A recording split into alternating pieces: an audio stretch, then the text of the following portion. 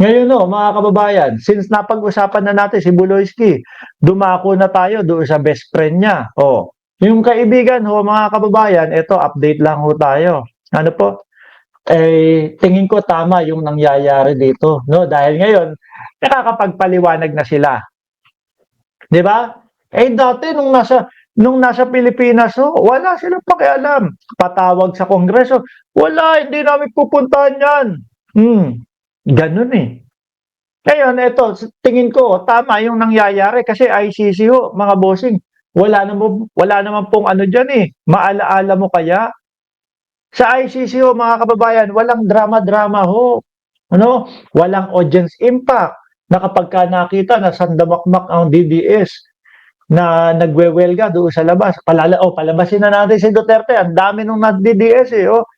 Wait lang, sabi nung sa ICC. Sabi ni Maharlika, lilimandaan. O, wala pa 500 eh. Huwag na palabasin. Huwag mo na palabasin yan. No, diyan mo na sa oblo. Hindi ho, mga kababayan. Pagdating sa ICC, wala hong ano dyan. Wala pong dramahan ho dyan. Rektahan kung rektahan. Susundin natin kung ano yung mga nakasaad dito sa batas. No? Eto, biruin yun. Ngayon, nakakapagpaliwanag sila. Ang kagandahan dyan, mga DDS, no? Kung yung paliwanag na yan, naibalita sa Pilipinas, o eto, yung paliwanag ni Duterte, tapos napanood namin, nabasa namin, nakita namin kung ano yung paliwanag at kumbaga, aba, tama naman pala yung paliwanag ng kampo ni dating Pangulong Duterte. Baka kami pa magpaliwanag sa taong bayan. Uy, okay oh. Kasi nung dati wala talaga eh.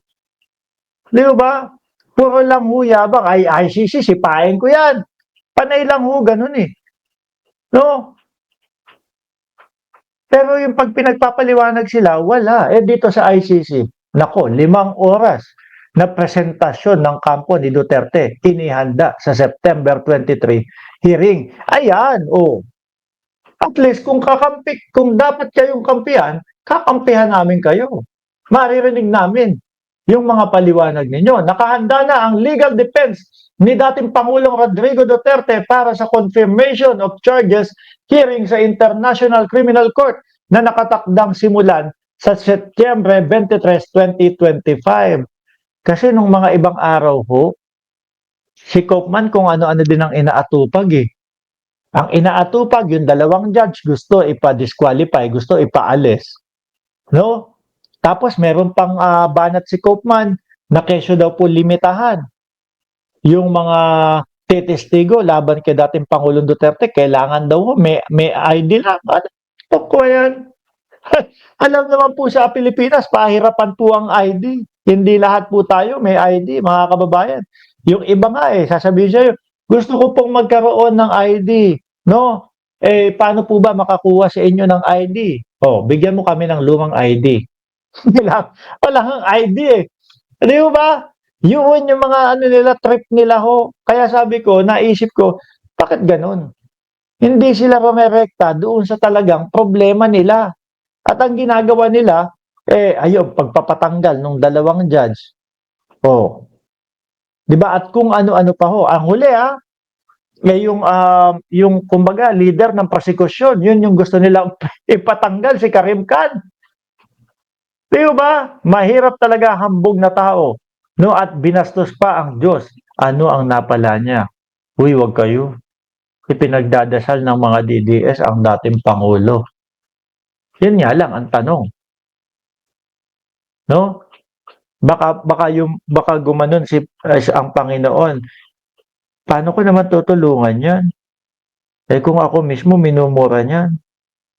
Kung yung pope niyo diyan sa mundong ibabaw minumura niyan. Paano naman 'yan, 'di ba? Karma is real, sabi ni Henry Victorio. Batay sa dokumentong isinumite sa pre-trial chamber noong August 22, inihayag ni Nicholas Kaufman na maglalaan sila ng tag 30 minuto para sa opening and closing statement. Haba, opening and closing. Habang 3 hanggang 4 na oras naman ang nakalaan para sa oral presentation. Ngayon ho, mga kababayan, panigurado ako, may kopya, no, ng video ni dating Pangulong Duterte habang nasa Senado siya. paano, ang tanong, paano nila idedepensa yun? Yung sinabi mismo o yung pag-amin mismo ng dating Pangulo, opo, binubuyo namin sila para manlaban. Diba? Sabi ni Mary Oranza, ay live pala. Lagi kasi replay na abutan ko. Live tayo, di ba Ma'am Trexibilla? Oh. Di ba? Paano ngayon ho nila ididepensa yun mga kababayan? Yung mga sinabi, meron pa. Si dating Pangulo, sabi, oh, nandito, nakalinya, sila Bato. Ayan, sila Bato de la Rosa. Oh, yung mga PNP chief ko, alam nila yan.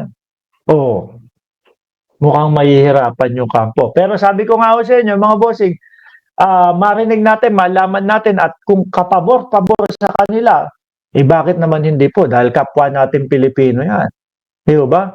Matagal po nating inaabangan, inaantay yung kanilang mga depensa. Pero po, sa hinaba-haba ng panahon, eh mukhang ito pa lang po maririnig nating depensa. Sa Setyembre 23, malapit na yan, second batch, ay isa pa yan. Yung sinabi ni Ellen Tordesillas, yung writer ho, mga kababayan, Oktubre, nung iniisip ko, sabi ko, mukhang kukonek yun sa pagkatapos ng Setyembre 23, kukonek yun doon sa Oktubre. No? Kukonek sa Oktubre na sinabi ni Ellen Tordesillas na second batch daw ho. Bato, Bungo. At iba pang mga kapulisan. Kukonek din yon doon sa sinasabi ni Bato de la Rosa na ang ICC daw ho ay nasa Pilipinas na at kumakausap na at pinipilit, pinupwersa yung mga kapulisan na tumistigo daw laban sa kanya. Ang nakikita ko ho dyan, mga bossing,